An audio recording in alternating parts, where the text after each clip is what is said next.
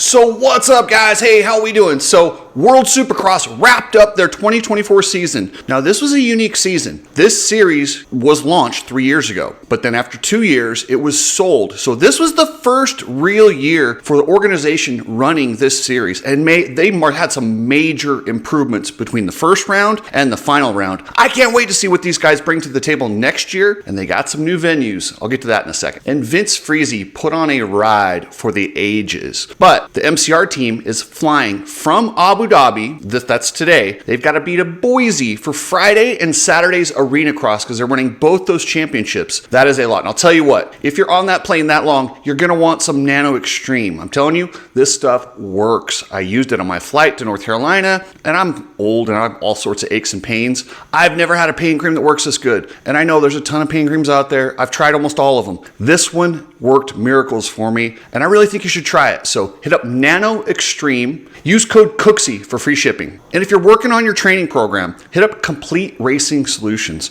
Coach Rob has a specific bot on there, so you can go in, type in your question, and it's not like searching on Google. So for $15 a month, you can have Coach Rob's program, and then you can also have random questions that he's pre-programmed with Coach Rob information. This isn't information from the internet. This isn't Joe Schmo. This is Coach Rob's pre-programmed answers, and I'm sure if those don't get it done, you can always reach out to Coach himself. He's making it very accessible at $15 a month to get your training done the right way. So head over to CompleteRacingSolutions.com. You need people like me so you can point your fucking fingers and say, that's the bad guy.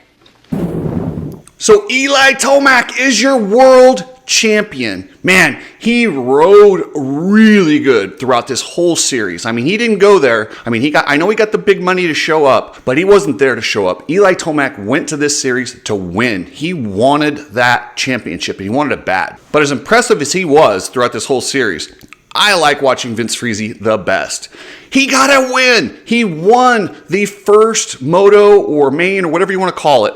He won the first race in Abu Dhabi. Whole shot, then Sabachi got by him, and then he tucked his front end, and Vince Friese straight up held off Ken Roczen and Eli Tomac to get a main event win in World Supercross this year. Who had that on their bingo card? Not a lot of people. I thought he could get into the podium, but to ask me, even on an arena cross track with those shorter main events, if Vince was going to get a win over those two guys when they were up, neither of those two guys crashed. They were right on in the whole time. He straight beat them and just won the race. Like, if you told me 10 years ago in 2014, the guy battling with Jason Thomas and Daniel Blair will at some point beat Eli Tomac and Ken Roczen straight up in any sort of supercross race ever, I would have called you a lunatic. But Vince Friese has defied the odds, and he uses this determination, this crazy belief in himself, and gets it done. He gets so much heat for his aggressive riding, but what gets totally overlooked is his absolute dog, that desire to win, that willingness to do whatever it takes, to work hard in the offseason, to get better, to fight hard, and not to be mentally beat. I think his mental strength gets overlooked. As much crap as he takes, he never lets it bother him. He goes out there and he races everybody to win. You'll never see, like a lot of guys you'll see,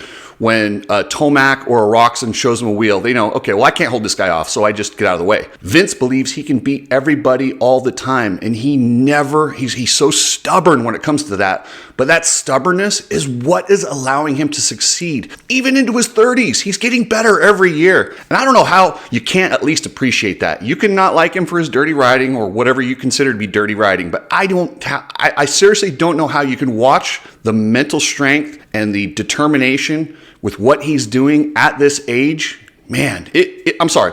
It's impressive, and I like watching it. So yeah, for me, Vince stole the show. And it wasn't like he was fast all day. He came out there in time to qualify. He didn't even make it into the top 4 for Super Pole. But he still, that's the thing about Vince. It's crazy how he can do this. He still believes he's going to win. He can qualify 10th, still believes he's going to win. And it's that belief that has kept him in this game and kept him relevant for so many years. And I just can't help but respect that. Now it's on to Boise. So the whole MCR team, except for Cullen Park, they are loading up and flying to Boise, Idaho for the Arena Cross Series. They're doing that on Friday night and Saturday night. What a crazy schedule. But it's no picnic when Vince and Ryan Brees get to Arena Cross, because 5-time champ Kyle Peters, Austin Politelli, there's a lot of dudes that go really fast in that Arena Cross series. Kyle Bitterman, they're ready and they're rested. And then you get these guys coming off a plane, they are going to, there's no rest for the wicked here. They have got to get right back up to speed and jump in on Friday night ready to battle. And the other thing about Vince that blows me away, I don't know how this always happens. Whenever there's any sort of drama, somehow every single major controversial incident connects to Vince one way or the other. In practice, he hit a tough block, and then this whole melee happened. I don't think it was his fault, but once again, it's crazy how poor Vince is always involved one way or the other. And then heading into the final round here, Eli had a big lead, but throughout Eli's career, he has never been very good at closing out championships when he had a big lead. He got a couple of them, but when he has a big lead, something happens to him mentally, and it's not something he's been able to handle really well. So I was concerned. I was wondering how he was going to handle this race in Abu Dhabi. Clearly, this guy's mature, and whatever those demons were, he got over them. He rode really smart. He knew on this tight track where start was key, he had to stay out of trouble, and it was going to take something catastrophic for him to lose the championship. But that's happened to him in the past. So he rode smart all night long. I don't know if he even got a race win, but he was right there battling. He won the Super Pole, put himself in a good position, and became your world champion. So hats off to Eli Tomac. And I truly believe those gate drops that he got during this World Supercross series are going to help him in 4 weeks at Anaheim. Ken Roczen. So he had a horrific ride in Perth. I mean, he looked bad. He looked like a guy that didn't want to be there. He did not look like that. He knew, and I think, he's a veteran. I mean, he's Ken Roczen for a reason. He knew, I got to get some momentum heading into the season. It's 4 weeks off. I can't just get my butt whipped again. He showed up there. He was ready to ride. He looked like the Ken Roczen that has those flashes where he could just skim the whoops and do some crazy stuff. He wanted this win really, really bad, dug deep, and got it. And he really needed it. Could you imagine, having 4 weeks off and entering Anaheim after letting Eli go undefeated in World Supercross and just looking mediocre? It's not a good way to go into the break. So he finished off on a high point, and Ken Roczen, I said his days at the top are over. Maybe I was too soon. You never know. We're going to have to see when they get to Anaheim. The guy who I'm really excited to see at Anaheim is Joey Savacci. He's on that Firepower Honda team. Yariv and his crew have created an atmosphere at that Firepower Honda team. I'm telling you, those guys over there are having fun, getting results. Everyone on the team just seems to be working together, and it's just like success breeds success. And Joey Savacci is 100% at home there. He's riding really good. He should have won Abu Dhabi. He was leading the first one, wrecked. Leading the second one, wrecked. I mean, he was fast. If he had won those two, he might have got the overall win.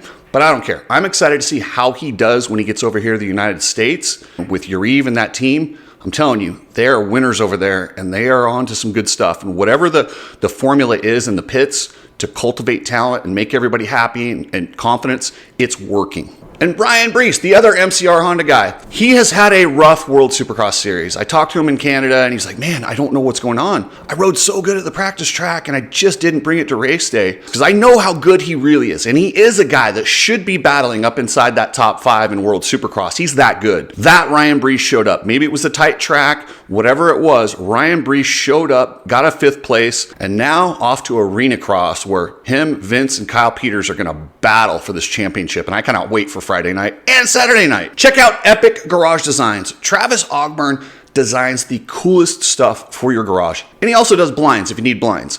But check out the flooring, slat wall, cabinets. Hit up Travis. Support a motocross enthusiast who gives back to his own community. Hit up epicgaragedesigns.com. Check out Ride Strapped, a goggle company that really supports the sport in a grassroots level. We were out at Birch Creek last weekend giving away goggles. What we would do is we'd see somebody out there, a kid that looked like they were struggling, but they were giving a full effort. I just walk over and give them goggles and a tear off. It was really fun.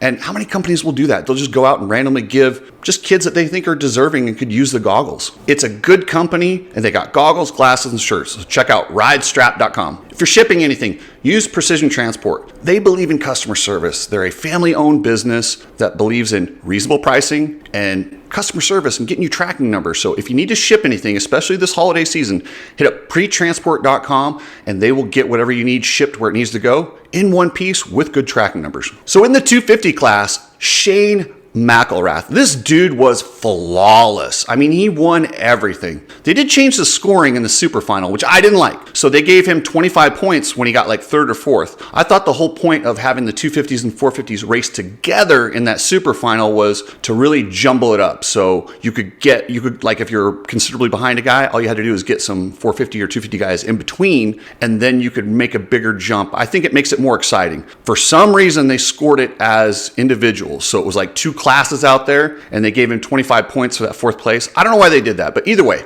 this dude won everything. He had the title wrapped up after the second main event. And this is a guy who was so out of sorts in Canada in the qualifying practice, he didn't even make Super Pole. To see that turnaround that night and to take that momentum, win the Australian Championship, win the World Supercross Championship, Shane McElrath is a 250 specialist. I really wish he could race here in the United States.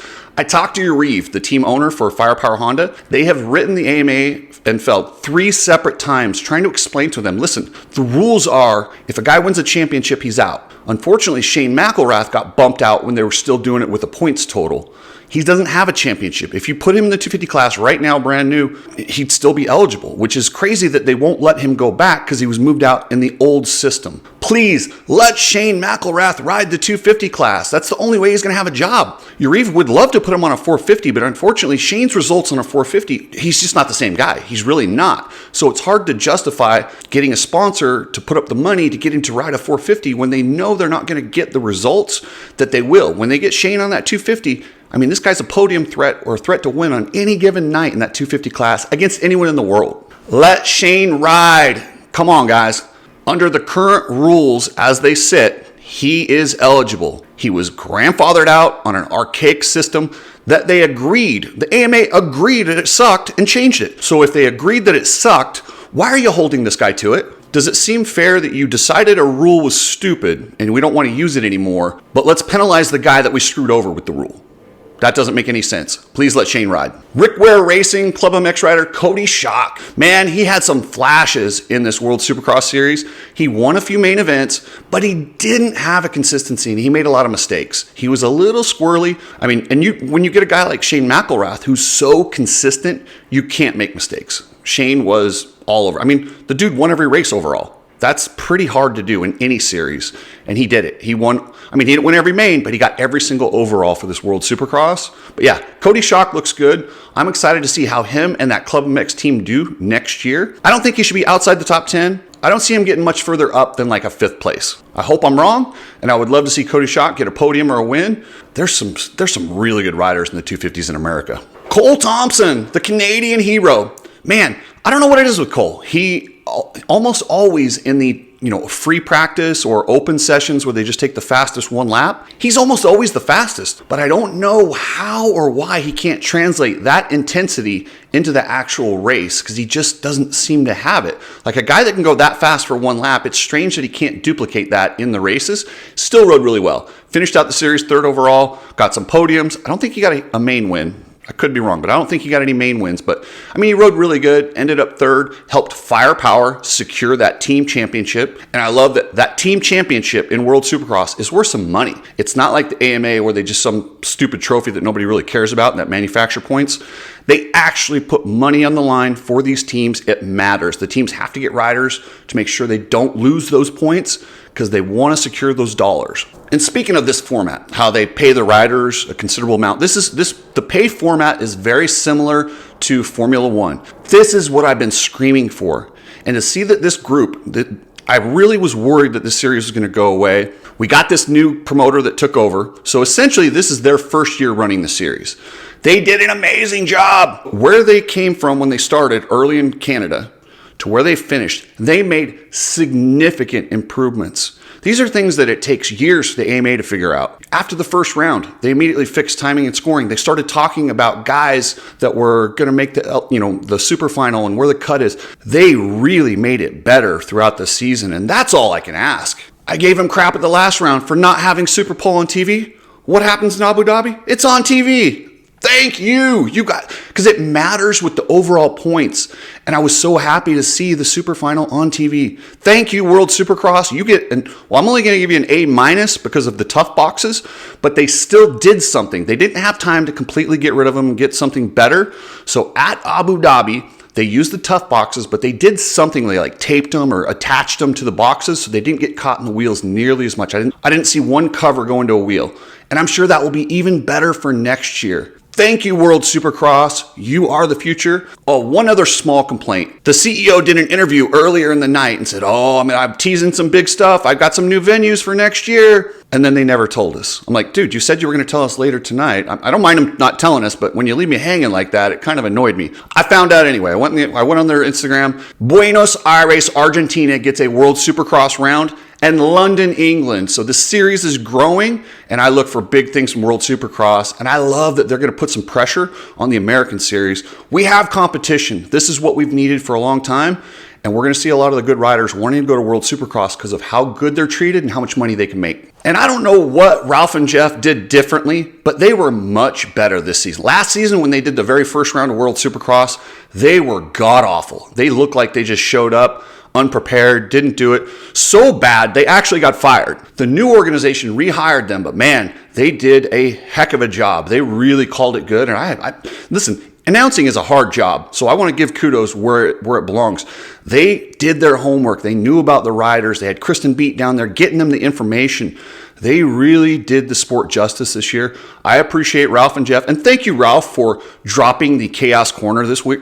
Like, he just tried so hard to make Chaos Corner stick. And I get it. Sometimes you want to come up with catchphrases. It didn't stick. It sounded ridiculous.